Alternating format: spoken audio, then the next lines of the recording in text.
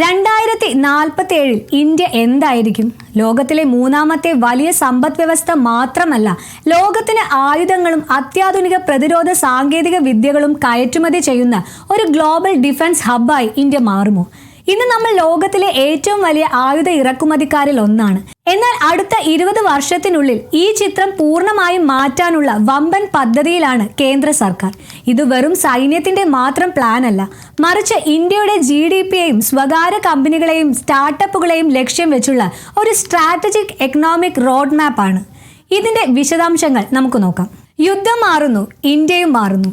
എന്തുകൊണ്ടാണ് ഇന്ത്യ ഇപ്പോൾ defence manufacturing ഇത്രയധികം പ്രാധാന്യം നൽകുന്നത്? കാരണം ഇന്ന് യുദ്ധത്തിന്റെ സ്വഭാവം മാറിക്കഴിഞ്ഞു. മുമ്പ് കൂടുതൽ ടാങ്കുകളും പീരങ്കികളും ഉള്ളവർ വിജയിച്ചിരുന്നെങ്കിൽ ഇന്ന് ജയിക്കുന്നത് ഡ്രോണുകളും സൈബർ യുദ്ധമുറകളും ആർട്ടിഫിഷ്യൽ ഇന്റലിജൻസും ഉള്ളവരാണ്. ഈ സാങ്കേതിക വിദ്യകളിൽ സ്വയം പര്യാപ്തത കൈവരിക്കാതെ ഇന്ത്യക്ക് ഒരു ആഗോള ശക്തിയാകാൻ കഴിയില്ല. അതുകൊണ്ടാണ് സാങ്കേതിക വിദ്യയുടെ ഉടമസ്ഥാവകാശം ഇന്ത്യയിൽ തന്നെ നിലനിർത്താനുള്ള സ്ട്രാറ്റജിക് നീക്കങ്ങൾ നടക്കുന്നത്. വിഷൻ 2047 ലക്ഷ്യങ്ങൾ എന്തൊക്കെ? അതുല്യ ഭാരതം 2047 വിഷൻ പ്രധാനമായും 3 കാര്യങ്ങളാണ് ശ്രദ്ധ കേന്ദ്രീകരിക്കുന്നത്. 1. ഇറക്കുമതി കുറയ്ക്കുക. വിദേശ ആയുധങ്ങളെ ആശ്രയിക്കുന്നത് അവസാനിപ്പിച്ച് മെയ്ഡ് ഇൻ ഇന്ത്യ ആയുധങ്ങൾ വികസിപ്പിക്കുക. 2. കയറ്റുമതി വർദ്ധിപ്പിക്കുക. വിയറ്റ്നാം, ഫിലിപ്പീൻസ്, ആഫ്രിക്കൻ രാജ്യങ്ങൾ തുടങ്ങിയ വിപണിയിലേക്ക് ഇന്ത്യൻ ആയുധങ്ങൾ എത്തിക്കുക. 3. ഭാവി സാങ്കേതിക വിദ്യ. സ്പേസ് ഡിഫൻസ്, ഹൈപ്പർസോണിക് മിസൈലുകൾ, ക്വാണ്ടം കമ്മ്യൂണിക്കേഷൻ എന്നിവയിൽ ലോകത്തിന് മുൻപിലെത്തുക. സമ്പദ് വ്യവസ്ഥയ്ക്ക് എന്ത് നേട്ടം?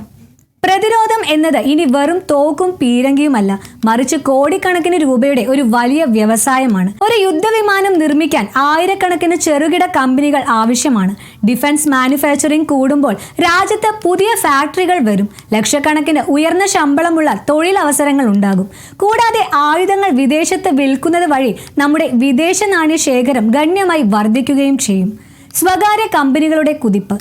ഇതൊരു ഗവൺമെന്റ് പ്രോജക്റ്റ് മാത്രമല്ല. Tata advance systems, L&T, Bharat forge, Adani defence തുടങ്ങിയ വമ്പൻ ഗ്രൂപ്പുകൾ ഇപ്പോൾ പ്രതിരോധ മേഖലയിൽ കോടികളാണ് നിക്ഷേപിക്കുന്നത്. ഇതിനൊപ്പം തന്നെ 300-ലധികം ഡിഫൻസ് സ്റ്റാർട്ടപ്പുകൾ ഇന്ത്യയിൽ വളർന്നു വരുന്നു. സ്വകാര്യ മേഖലയുടെ ഈ കടന്നുവരവ് നിർമ്മാണ വേഗത വർദ്ധിപ്പിക്കാനും പുതിയ കണ്ടുപിടുത്തങ്ങൾക്കും വഴിയൊരുക്കും. വെല്ലുവിളികൾ. യാത്ര അത്ര എളുപ്പമല്ല. ചില നിർണായക സാങ്കേതിക വിദ്യകളിൽ ഇന്ത്യ ഇപ്പോഴും വിദേശ രാജ്യങ്ങളെ ആശ്രയിക്കുന്നുണ്ട്. ഉദാഹരണത്തിന് അത്യാധുനിക ജെറ്റ് എഞ്ചിനുകൾ നിർമ്മിക്കാനുള്ള സാങ്കേതിക വിദ്യ ഇപ്പോഴും പൂർണ്ണമായും നമുക്ക് സ്വന്തമായിട്ടില്ല. സെമി കണ്ടക്ടർ ചിപ്പുകൾക്കും ഹൈ എൻഡ് സെൻസറുകൾക്കുമായുള്ള ഇറക്കുമതി കുറയ്ക്കുക എന്നതാണ് അടുത്ത 10 വർഷത്തെ നമ്മുടെ ഏറ്റവും വലിയ വെല്ലുവിളി. ഇപ്പോൾ ഇന്ത്യ എവിടെയാണ്? കഴിഞ്ഞ ഏതാനും വർഷങ്ങൾക്കിടയിൽ ഇന്ത്യയുടെ പ്രതിരോധ കയറ്റുമതി റെക്കോർഡ് നേട്ടത്തിലാണ്. ബ്രഹ്മോസ് മിസൈലുകൾ മുതൽ തേജസ് വിമാനങ്ങൾ വരെ ലോകരാഷ്ട്രങ്ങൾ ഇപ്പോൾ ഇന്ത്യയിൽ നിന്ന് ആവശ്യപ്പെടുന്നു.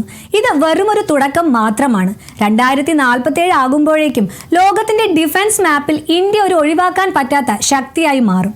2047 ഇന്ത്യ ലോകത്തിന് ആയുധം വിൽക്കുന്ന രാജ്യമായി മാറുമെന്ന് നിങ്ങൾ കരുതുന്നുണ്ടോ? നിങ്ങളുടെ അഭിപ്രായങ്ങൾ താഴെ കമന്റ് ചെയ്യുക. ഇതുപോലെയുള്ള സ്ട്രാറ്റജിക് ബിസിനസ് വാർത്തകൾക്കും പ്രതിരോധ വിശകലനങ്ങൾക്കുമായി മണി ന്യൂസ് മലയാളം സബ്സ്ക്രൈബ് ചെയ്യാൻ മറക്കല്ലേ. നന്ദി.